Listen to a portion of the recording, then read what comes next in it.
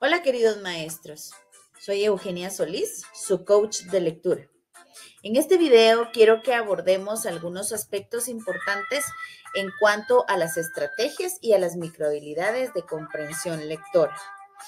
En esta etapa inusual que estamos viviendo, en donde el aprendizaje se ha transformado por aprendizaje en línea, es importante conocer exactamente lo que estamos desarrollando en cuanto a lectura comprensiva, ya que es esta una de las piezas fundamentales del aprendizaje autónomo en los estudiantes.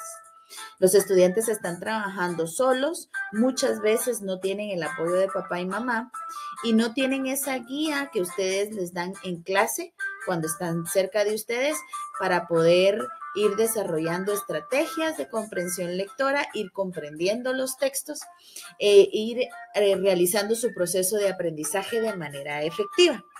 Es por eso que en este video quiero darles algunas ideas, quiero que conozcamos algunos conceptos importantes y quiero mostrarles algunas herramientas digitales que pueden ustedes integrar en sus clases en línea y posteriormente las podrán integrar en clase cuando estén ya con sus estudiantes para lograr que el proceso de comprensión lectora se lleve a cabo con todo éxito.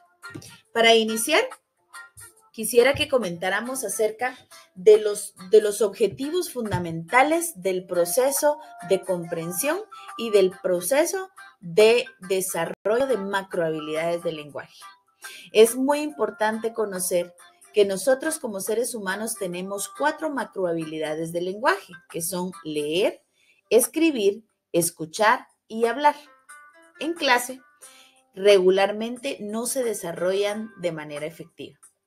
La escucha activa no se desarrolla a base de diálogos, a base de conversatorios, no estamos acostumbrados a escuchar a otro. El habla regularmente no se provee al estudiante de una estructura, por ejemplo, para hablar en público, para poder hilar las ideas y poder relacionarlas entre sí, para poder expresarlas. Y regularmente los estudiantes cuando hablan en público o expresan sus ideas a los demás, regularmente es una reproducción de la información que han recibido, mas no es la expresión de un conocimiento nuevo. La lectura comprensiva en una escuela tradicional se desarrolla de manera literal. No tenemos una estructura robusta para poder desarrollar el proceso de lectura. Y la escritura, rara vez los estudiantes escriben textos de calidad. Siempre nos damos cuenta que los textos de los estudiantes están llenos de faltas ortográficas, no tienen sentido algunos párrafos, no se relacionan las ideas con calidad. El vocabulario de estos textos es muy básico. ¿Qué debemos hacer entonces? Desarrollar a través de las actividades de aprendizaje cada una de estas macrohabilidades de la lectura. Recuerden que sus chicos van a la universidad, sus chicos van a una vida adulta en donde necesitarán estas habilidades para poder comunicarse con sus semejantes.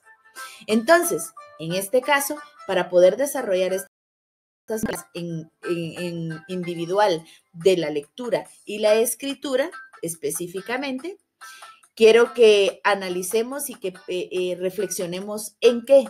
La idea y el objetivo de esto es llevar a los estudiantes de una comprensión lectora a una escritura madura. Cuando nosotros comprendemos textos, no tiene sentido nada más comprenderlos para poder adquirir mucho conocimiento y llenar nuestro cerebro de mucha información. Si yo adquiero conocimiento y no hago nada después de eso, no tiene sentido.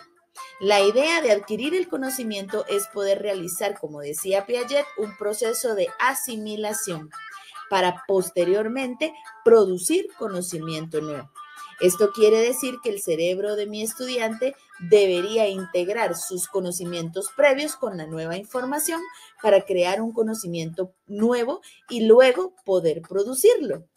¿De qué forma nosotros podemos a través de la lectura producir conocimiento? Obviamente a través de la escritura. Es por esto que tenemos que conocer qué habilidades lectoras y qué habilidades de escritura podemos desarrollar en los estudiantes. El segundo objetivo es desarrollar los procesos cognitivos de orden superior para robustecer las estructuras mentales. Recordemos que Benjamin Bloom nos habla de 6 niveles de pensamiento. Estos 6 niveles de pensamiento están divididos en niveles de pensamiento de orden inferior y niveles de pensamiento de orden superior. Estos 6 niveles de pensamiento, que son el recuerdo, la comprensión, la aplicación, el análisis, la evaluación y la creación, se plasman perfectamente en un proceso de lectura comprensiva. O sea, que cada vez que ustedes dejen a los estudiantes o indiquen a los estudiantes que tienen que leer un texto, tienen que ser conscientes que debemos llevar al estudiante a través de la lectura desarrollando cada uno de estos niveles de pensamiento.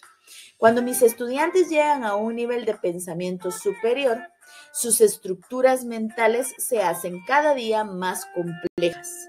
La estructura mental de un niño de 7 años debería ser muchísimo más básica que la estructura mental de un estudiante de tercero. Sin embargo, nos damos cuenta que estudiantes ya en el nivel básico o diversificado tienen las mismas estructuras básicas de los chicos de primaria. ¿Cómo realizamos este proceso? A través de actividades que despierten el pensamiento crítico, actividades que despierten el análisis, actividades que lleven al estudiante a aplicar a través de la escritura los procesos cognitivos que han adquirido por medio de la lectura. El tercer objetivo que buscamos o que queremos con los chicos es el desarrollo de las macrohabilidades lingüísticas. Ya les he comentado entonces que estas macrohabilidades son fundamentales para poder llevar a cabo una comunicación efectiva en la vida diaria.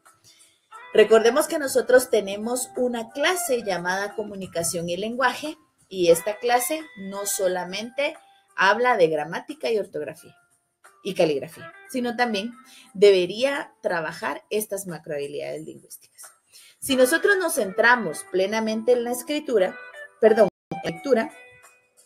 podemos encontrar que para poder realizar una lectura comprensiva debemos llevar a cabo estrategias de comprensión lectora. Estas estrategias de comprensión lectora me ayudan como estudiante, como lector, me ayudan a establecer mis objetivos de lectura. Me ayudan a llevarme por la lectura realizando un proceso de aprendizaje. Muchos de nuestros estudiantes realizan las lecturas y cuando terminan estas, no tiene sentido para ellos lo que leyeron o no lo recuerdan o les parece aburrido, conectan con la lectura. Y esto es porque han realizado el proceso de lectura de forma incipiente y de forma amateur, como podríamos decir en otras palabras. El proceso de lectura entonces debería integrar una estructura sobre la cual el estudiante pueda ir avanzando y pueda ir adentrándose en la lectura. Estas estrategias de comprensión lectora se dividen en 3 momentos súper importantes, ninguno más importante que el otro. El primer momento son las estrategias, el primer momento es antes de leer, se utilizan las estrategias de antes de la lectura. ¿Para qué realizamos estrategias de antes de la lectura? En estas estrategias establecemos objetivos de lectura, activamos conocimientos previos y formulamos predicciones. Estas actividades en una educación a distancia deben ser muy importantes y deben ser conscientes. El estudiante debe ser consciente de que en este momento está realizando estrategias de comprensión lectora de antes de leer. Les invito entonces que cada uno de sus textos, que cada una de sus guías de aprendizaje, cada uno de sus ejercicios a trabajar con ellos, estén inmersos o lleven inmersos este proceso de las estrategias de antes, durante y después. Durante la lectura, nosotros trabajamos el vocabulario, localizamos la idea principal, formulamos preguntas y reconocemos relaciones. Este reconocimiento de relaciones me permite a mí enlazar una idea con otra, para después, cuando yo estoy escribiendo, poder enlazar estas ideas y poder expresarlas de manera escrita. El monitoreo del vocabulario es muy importante porque a través del vocabulario nuevo, yo puedo adquirir un léxico superior que me permita escribir textos con calidad.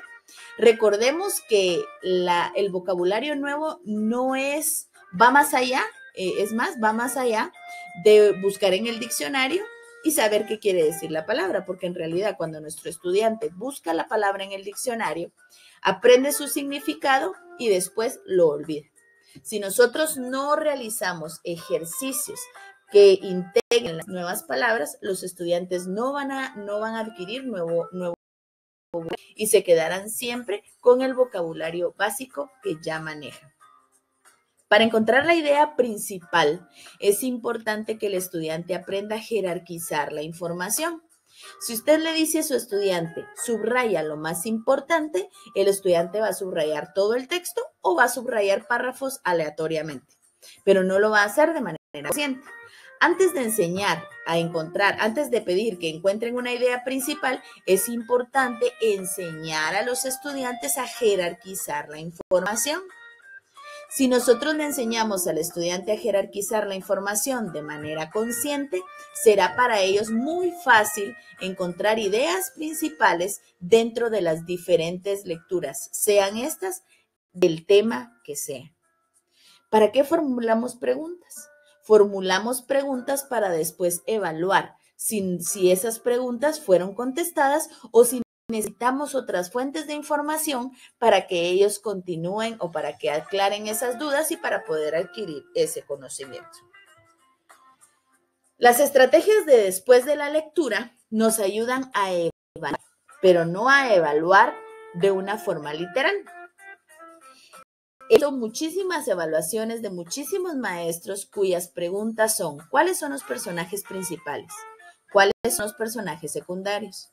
¿Cuál es el inicio, el nudo y el desenlace? Y en realidad esto carece de inferencias, carece de pensamiento crítico, carece de análisis, carece de muchos procesos cognitivos que el niño debería realizar. El estudiante contestará de manera literal lo que se le pide y al final pues no entiende la lectura o la lectura no pasa por el estudiante. Es importante que las estrategias de después de la lectura se hagan también de una manera consciente. ¿Para qué?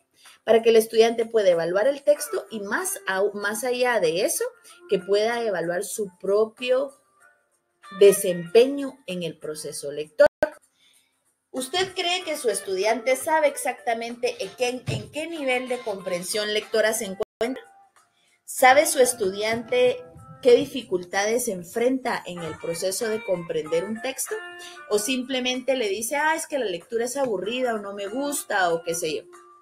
Es importante que el estudiante conozca qué nivel de lectura comprensiva tiene, cuáles son sus áreas de oportunidad, sus debilidades y también cuáles son sus fortalezas para poder apoyarse en ellas y así mejorar las áreas que tiene débiles. En el proceso de las estrategias de después de la lectura, yo puedo realizar procesos de metacognición. Este proceso de metacognición no es más que pensar sobre mi propio proceso de aprendizaje. Más allá que evaluar la lectura, yo puedo evaluar mi desempeño lector en esta actividad. Las estrategias de después de la lectura me sirven también para poder crear ideas y para poder organizar esas ideas de manera gráfica. Cuando yo realizo un organizador gráfico, un esquema, un cuadro comparativo, mi cerebro absorbe esa información de manera esquematizada y robustece mis estructuras mentales. ¿Cuál es la recomendación entonces? Que durante el proceso de educación a distancia, y esto será también cuando ustedes estén podamos establecer actividades de antes, durante y después de la lectura, en todas las lecturas, en todos los textos. no solamente en las obras literarias, sino también en sociales, en matemáticas, en ciencias, etc. Lo importante de esto es que el estudiante sepa qué estrategia está realizando, que sepa en qué momento la está realizando y que sepa para qué la está realizando. Ahora, si nosotros nos adentramos en el para qué de las estrategias lectoras, vamos a conocer que estas estrategias nos ayudan a desarrollar las microhabilidades de la lectura. Para poder desarrollar la comprensión lectora existen 9 pasos importantes que si nosotros realizamos uno a uno, pues lograremos esa macrohabilidad. Muchos docentes no realizan esos pasos porque no los conocen y entonces desarrollan la lectura comprensiva de manera aleatoria. Podrían decir que hoy están desarrollando el análisis, que mañana están desarrollando la comprensión de una manera general, que luego están desarrollando quizá las ideas principales o las inferencias, pero en realidad no conocen a ciencia cierta qué aspectos de la lectura comprensiva están desarrollando. ¿Qué son las microhabilidades lectoras? Vuelvo y repito, los pequeños pasos para desarrollar una comprensión lectora al 100%. ¿Cuáles son estas 9 microhabilidades? Primero, tenemos la percepción. La percepción nos habla de la forma en la que nosotros vemos las letras, vemos las frases, las oraciones y que nosotros podamos percibir de manera efectiva el texto. Por ejemplo, las personas que tienen algún problema de aprendizaje puede que tengan dificultad en identificar el 9, la Q, la B y la D. Otras personas podrían identificar algunos números de manera equivocada. Y esto hace que la comprensión no sea clara. ¿Les ha pasado a ustedes que sus estudiantes realizan una lectura y cuando encuentran una palabra que no conocen, se quedan callados? ¿O su cerebro sustituye esa palabra por una que sí conocen? Pues esto es resultado de una mala percepción. La mala percepción es como si yo estuviera a través de un vidrio y ese vidrio estuviera sucio o nublado. No me permite entender a cabalidad el texto y no me permite comprenderlo. Existe un movimiento del ojo que se llama movimiento sacádico. Esos movimientos sacádicos me permiten a mí observar los textos o las letras, los renglones, de izquierda a derecha. O sea, es ese movimiento que realizo yo de izquierda a derecha cuando estoy leyendo.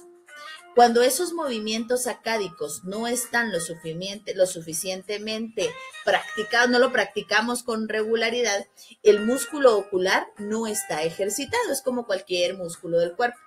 Entonces, cuando yo estoy leyendo y estoy leyendo un párrafo largo, mi cerebro y mi músculo ocular se cansa. Y por eso es que me da sueño, por eso es que me parece aburrida la lectura. Porque mucha gente dice, es que a mí no me gusta leer porque me duermo. Y es precisamente porque sus movimientos sacádicos no están desarrollados a la perfección. Tenemos que desarrollar a través de diversas actividades de percepción. Un pequeño ejemplo de actividades para trabajar la percepción. No sé si ustedes en algún momento han visto aquellas figuras en donde existe un paisaje, pero a la vez hay diferentes animales escondidos y tenemos que descubrirlos. Eso desarrolla la percepción. Un ejercicio para desarrollar los movimientos sacádicos son identificar con mayor rapidez en un texto la segunda y la penúltima letra de cada renglón.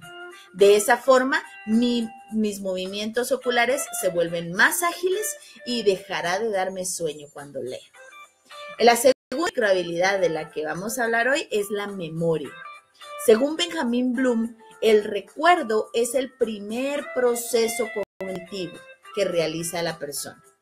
Si yo leo un texto y no lo recuerdo, no voy a poder realizar ninguna otra actividad en relación a él.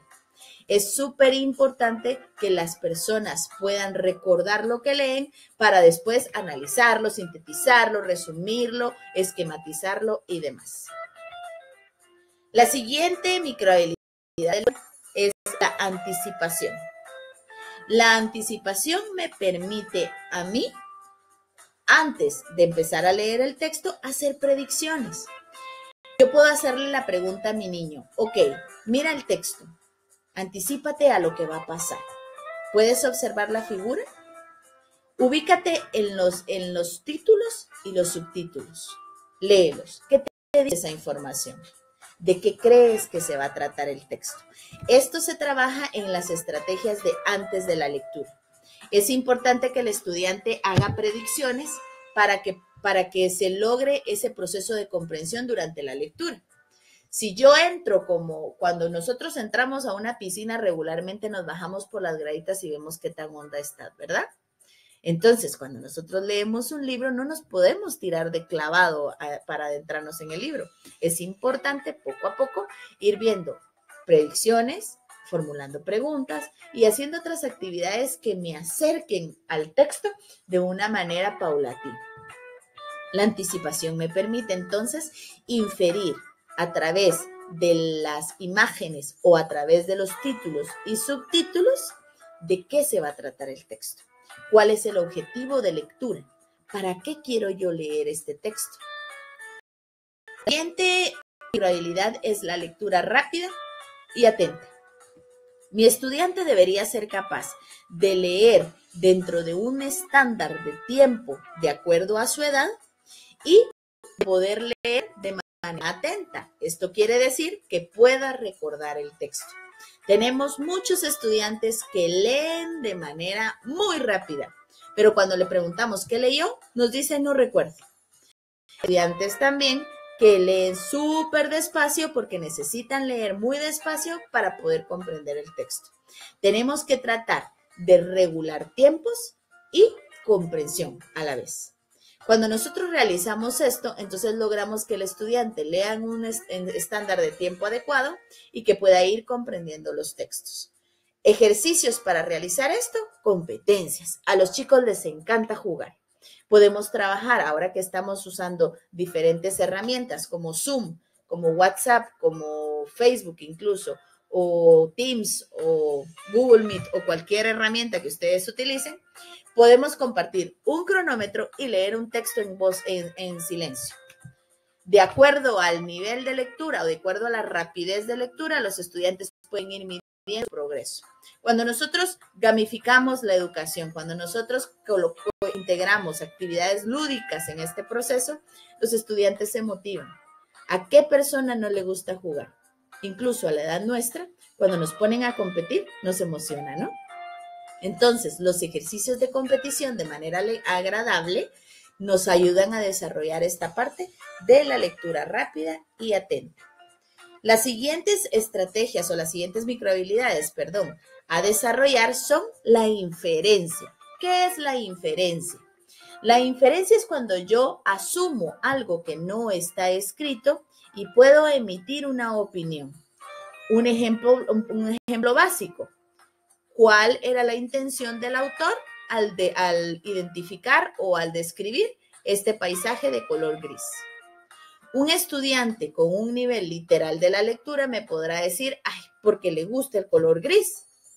Pero lo que yo intento hacer con mi estudiante al realizar esta pregunta es que él logre descifrar que el autor describe el paisaje de color gris porque intenta que yo como lector perciba la tristeza que está inmersa en el texto.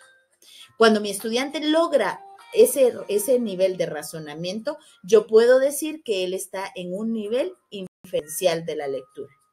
Recordemos que el nivel inferencial es el que me permite comprender el texto. Luego de la inferencia está la lectura entre líneas. Las ideas principales.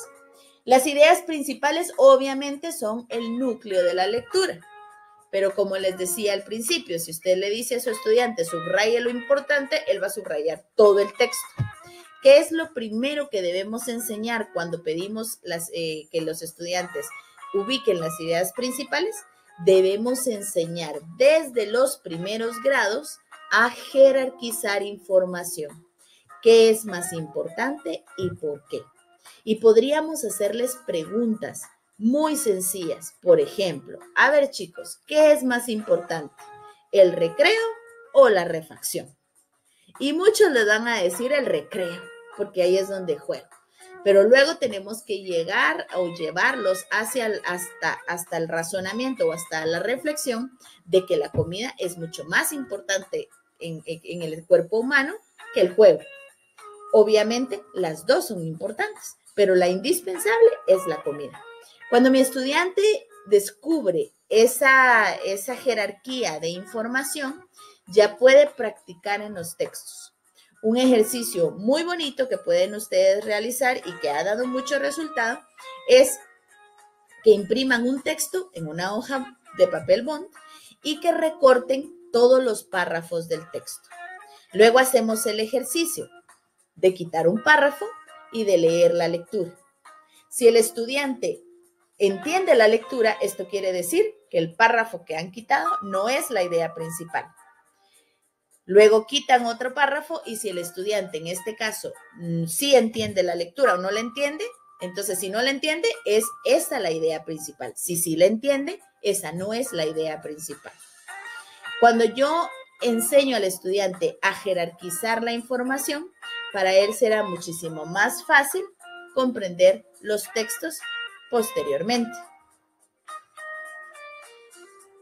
También como microhabilidad de lectura tenemos la estructura y la forma.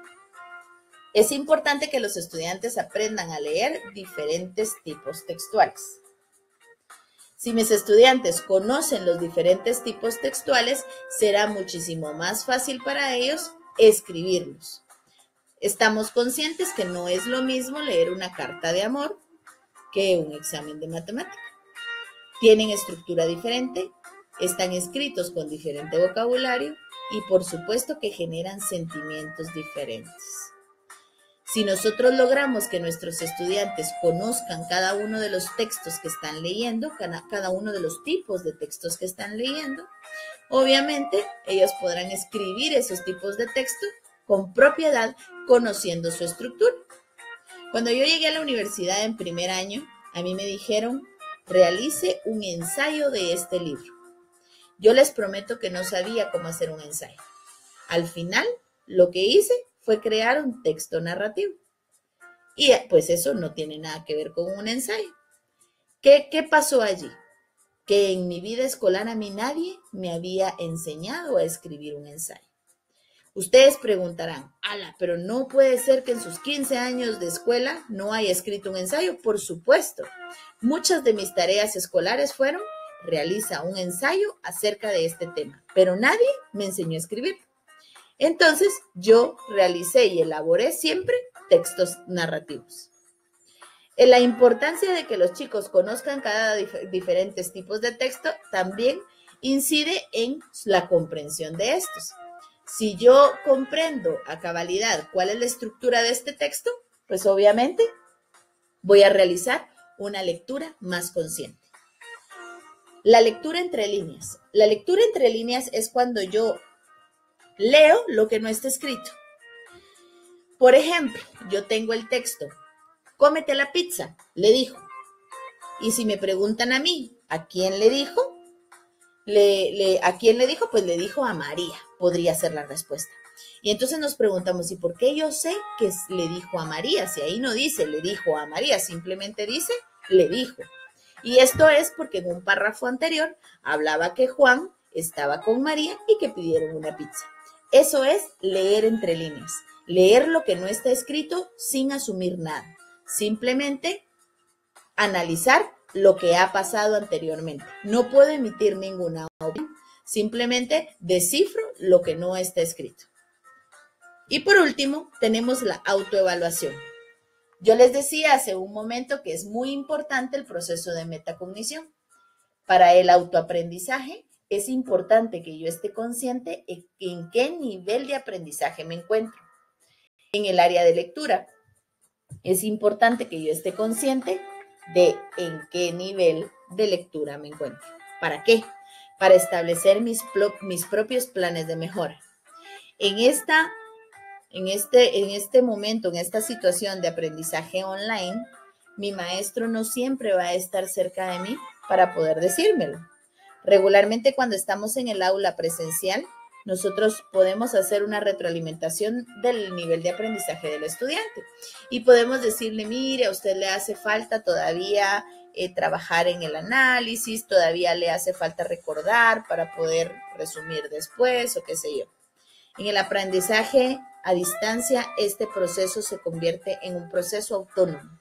Y si ustedes no guían ese proceso o no promueven que el estudiante realice este proceso, el estudiante no va a realizar o no va a aprender, no va a realizar una lectura comprensiva de manera autónoma. Es por eso que la autoevaluación es súper importante.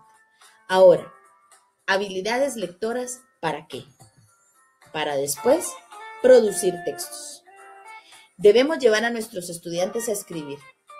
La escritura es una habilidad súper importante. Existen jóvenes que salen de la secundaria, que salen del diversificado a buscar trabajo y no son capaces ni siquiera de escribir una carta de solicitud de empleo.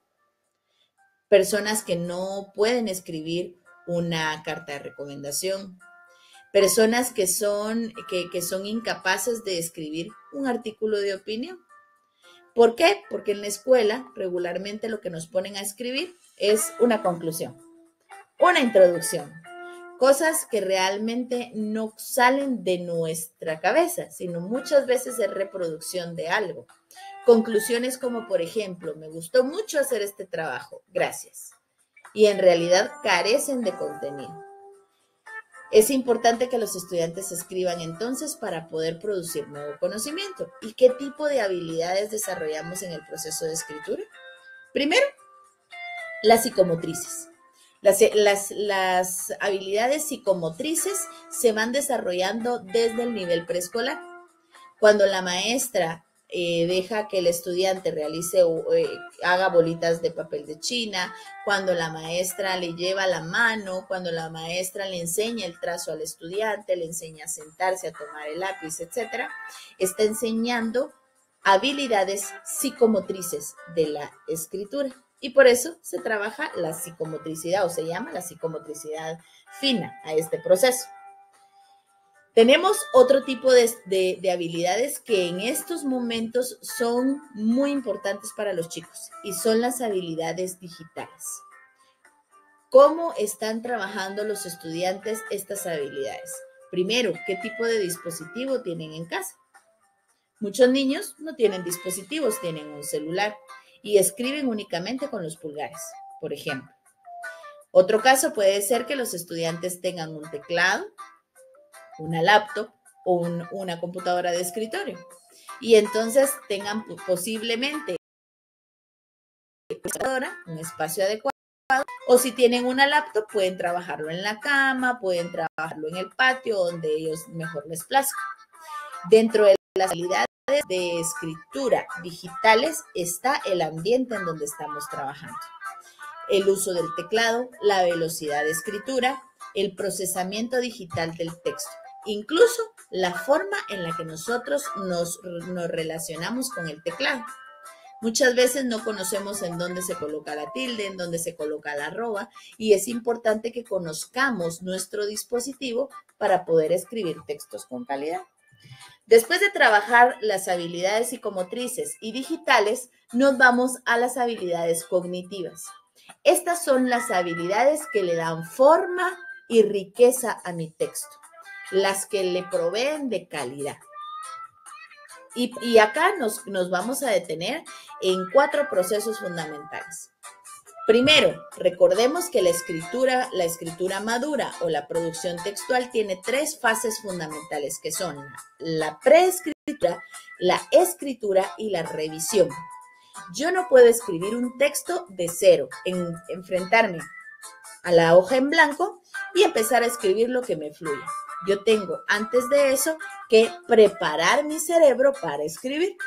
Y para esto realizo un proceso de planificación. un plan de escritura.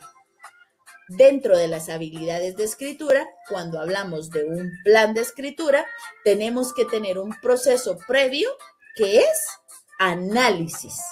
Este proceso de análisis es el proceso en donde yo me siento a pensar sobre qué voy a escribir, quién va a ser mi público, a quién va a ir dirigido, con qué vocabulario lo voy a escribir, en qué contexto, en qué ambiente, cuántos personajes quiero incluir, etcétera.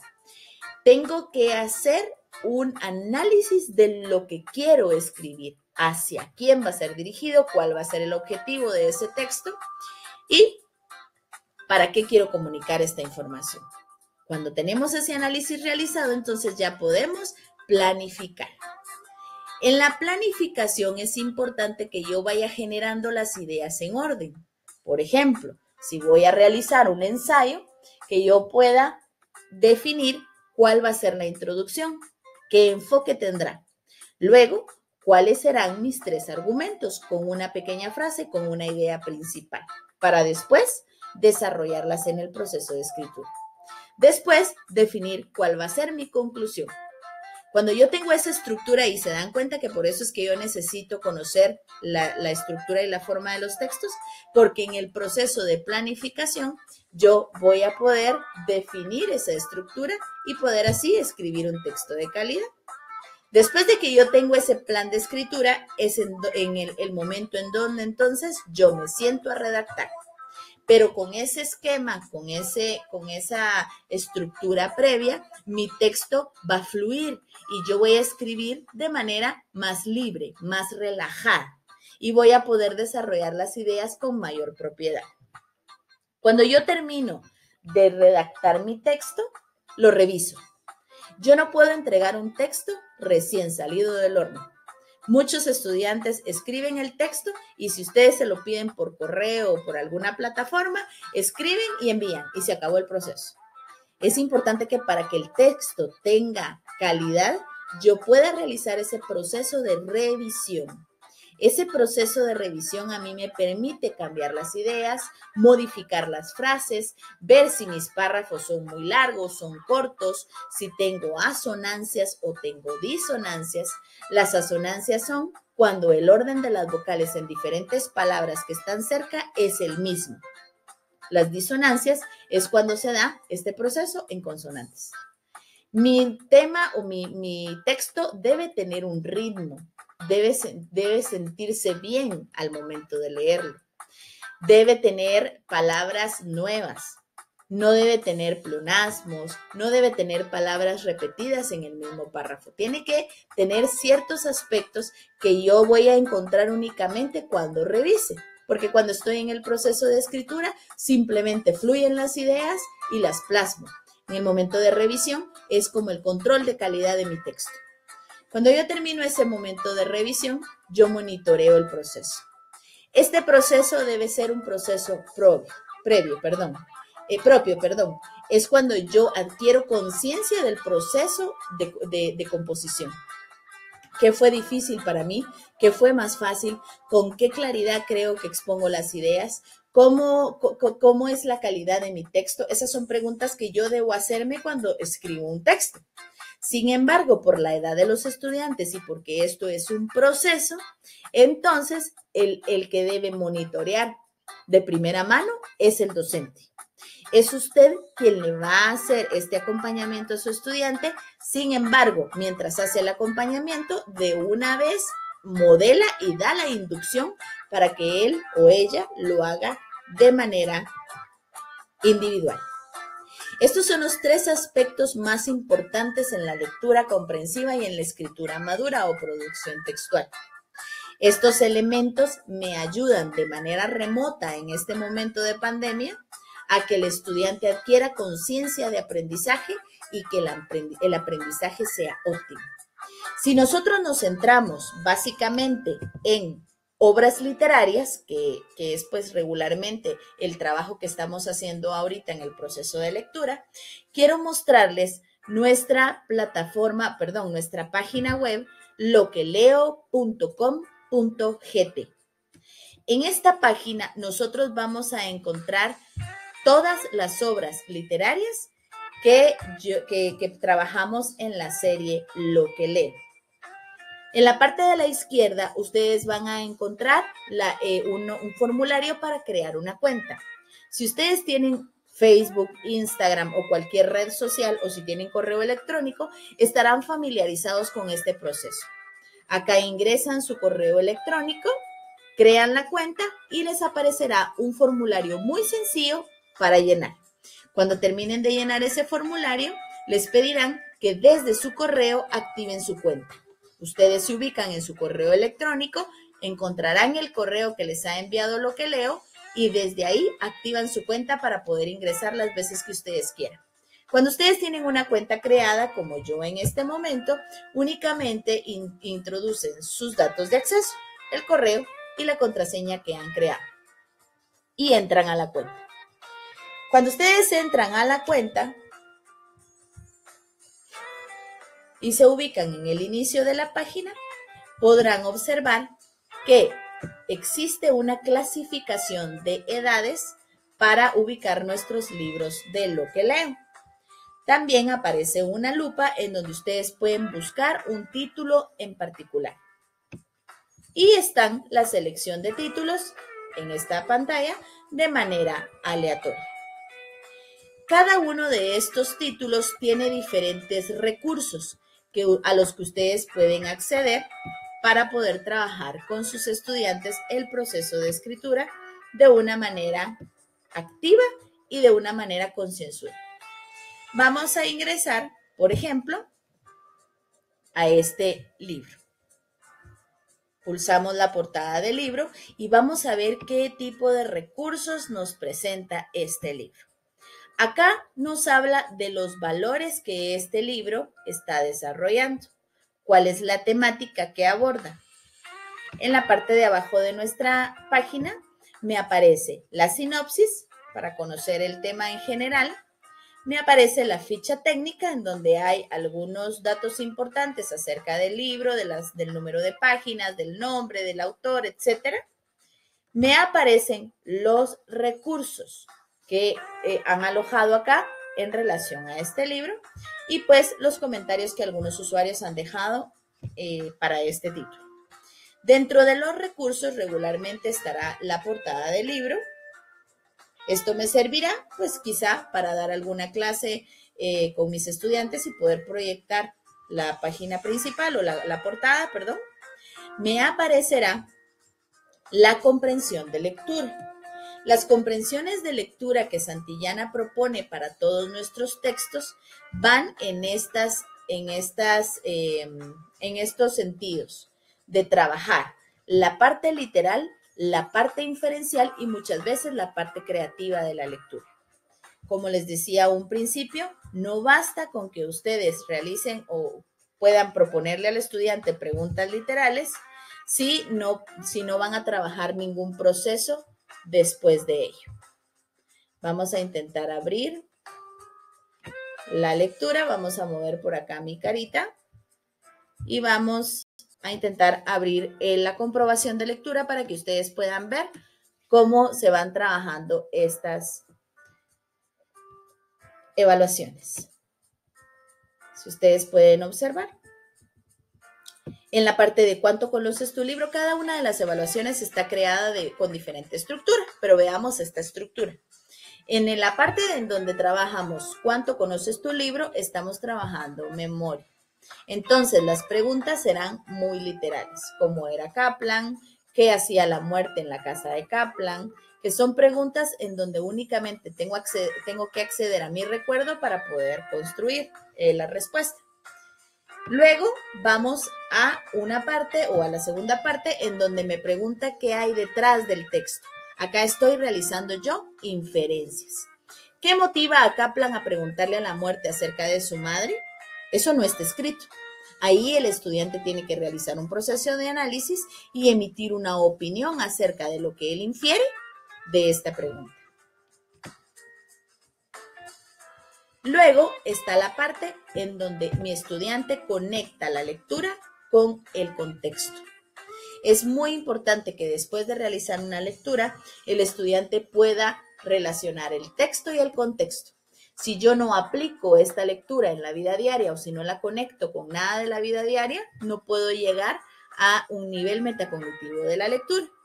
Entonces acá las preguntas serán completamente diferentes. Por ejemplo, ¿qué pasaje de la historia presenta mejor el acoso escolar? El acoso escolar es una situación que muchos de sus estudiantes ven de cerca. ¿En qué se convierte Kaplan al no poder hablar de la muerte de su madre? En el texto no está en qué se convierte.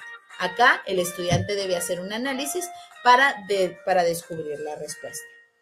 Esta es entonces la evaluación de lectura. Ahora, ¿cómo podemos trabajar estas lecturas de manera comprensiva? Entonces nos dirigimos a la guía del docente. En la guía del docente, como les vuelvo a repetir, cada uno de los libros tienen diferentes estructuras o cada uno de las guías docentes y de las evaluaciones de comprensión tienen diferentes estructuras. Cada estructura pues tiene algunos elementos que otras no tienen. Sin embargo, vamos a ver esta guía del docente que tiene la siguiente estructura.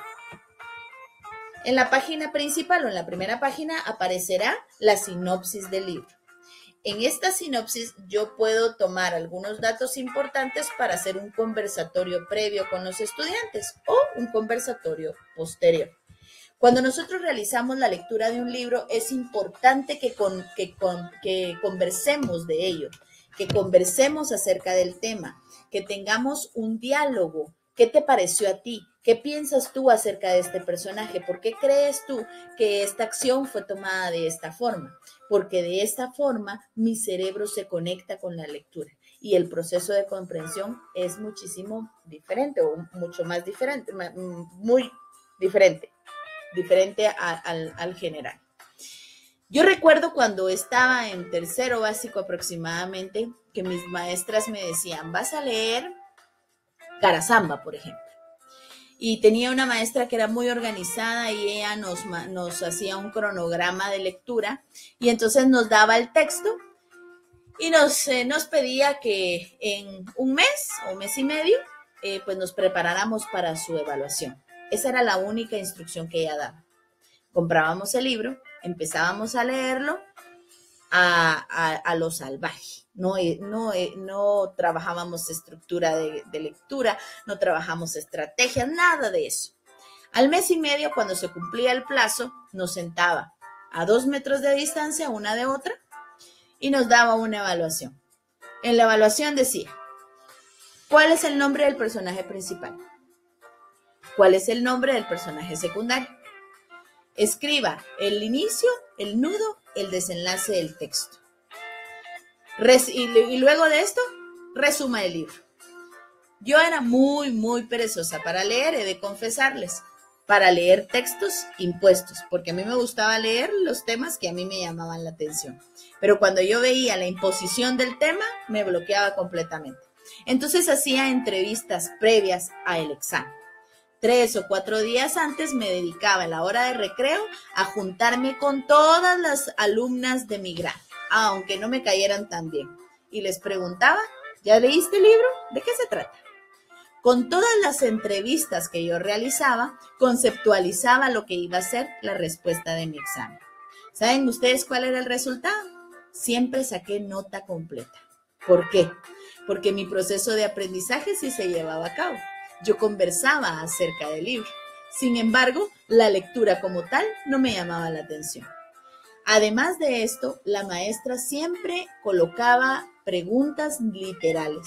Entonces, si yo conocía cuál era el inicio, el nudo, el desenlace, los personajes principales y los personajes secundarios, estaba lista para sacar 100 en el examen.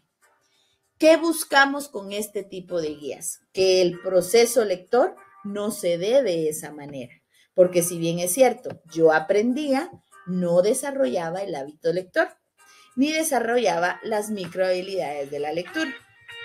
Estas guías me permiten realizar ciertas actividades que puedan adentrar al estudiante al libro de manera estratégica. Como segundo punto en esta guía está la relación del texto con el mundo. Acá me dan ideas de cómo relacionar el libro con el ambiente de mi estudiante. Y esto me puede servir para realizar alguna actividad en equipos o para realizar incluso alguna actividad de manera remota. Después me lleva por la animación de la lectura. Esta animación de la lectura no es más que las estrategias de antes de la lectura. Me aparecen 2 o 3 técnicas para trabajar con mis estudiantes antes de que empiecen a leer. Luego, me ayudará a darme ideas de ejercicios para profundizar en los temas del libro. Esto quiere decir que acá el estudiante va a estar realizando estrategias de comprensión lectora durante la lectura.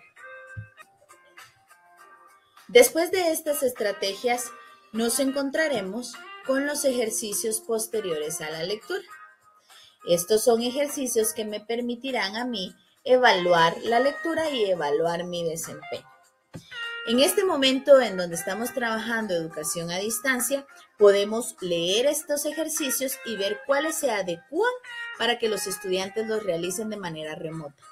Si hubiesen algunos ejercicios que no se adecúan, pues nosotros podemos adaptarlos para trabajarlos a distancia. Y después de esto están los ejercicios para relacionar los contenidos del libro con la vida cotidiana. Acá trabajamos un proceso que se llama reflexión y valoración. Este proceso es uno de los procesos que evalúa PISA, que es el Programa Internacional para Medir Aprendizajes, y lo evalúa porque después de que yo comprendo el texto, de que realizo inferencias, debo evaluar el tema, evaluar la lectura, evaluar el contexto y relacionarlo con mi mundo.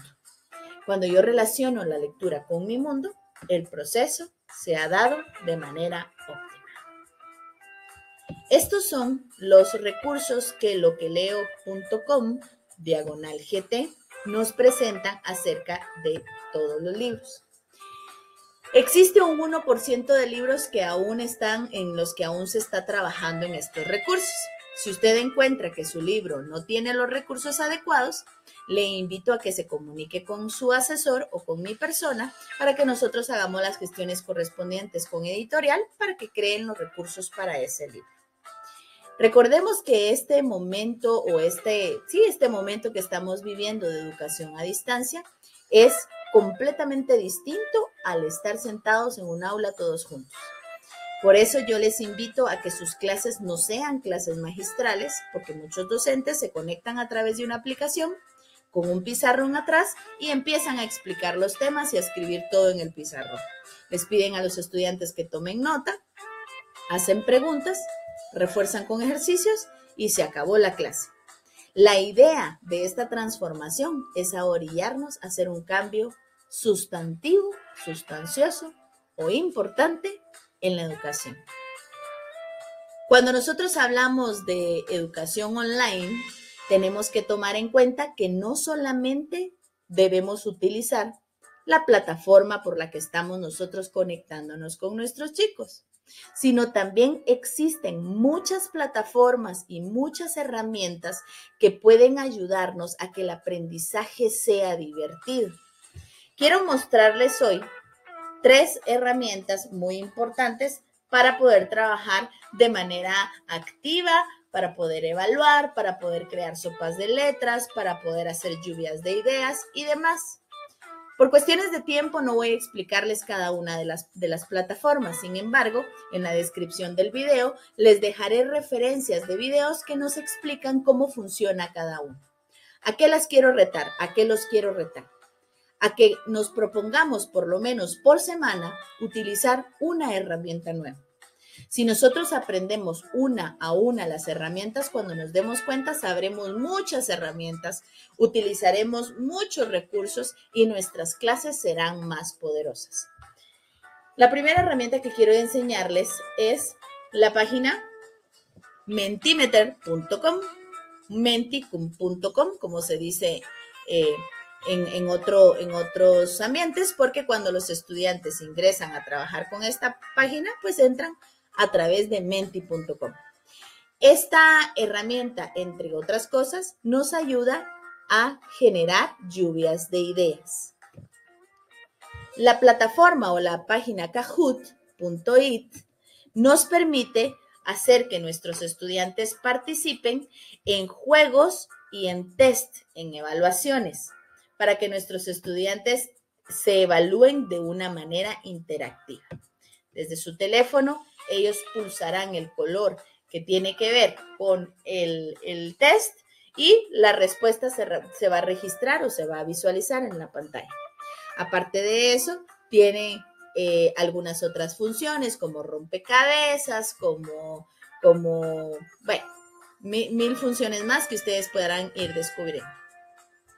Aparte de esto, está la página EducaPlay. En esta plataforma, ustedes pueden generar sopas de letras, test también, encuestas y otro tipo de actividades. 14 actividades tiene esta plataforma para poder enriquecer su clase. Tenemos un mundo de posibilidades, maestros. Tenemos un mundo de recursos. Antes de esta pandemia, quizá no queríamos mucho la tecnología, no la queríamos integrar de una forma adecuada. Pensábamos que quizá no teníamos el recurso, no teníamos el tiempo para el aprendizaje, pero luego vino esta pandemia y esta crisis nos ha dado la oportunidad de ser creativos. Lo único que necesitamos es que tengamos la intención de serlo, que provoquemos ese cambio en los chicos, que transformemos la educación.